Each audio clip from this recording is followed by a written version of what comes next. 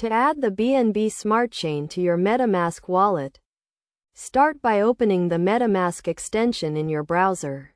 You can also complete this process using the MetaMask app on your mobile device. Once the extension is open, click on the Current Network option, which may display Ethereum Mainnet. This will bring up the network options, where you can select Add Network.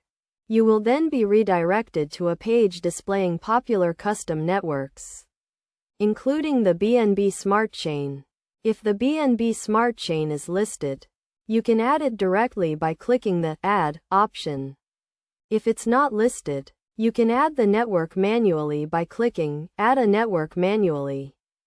To add the network manually, you will need to enter the network name, new RPC URL, chain ID, currency symbol, and block explorer URL.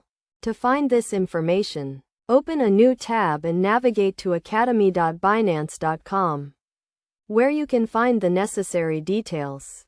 Copy and paste the required information into the relevant fields, noting that the block explorer URL is optional.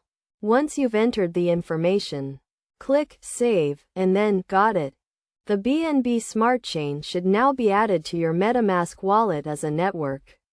You can verify this by checking the network options in the MetaMask extension, where the BNB Smart Chain should be listed as an available network.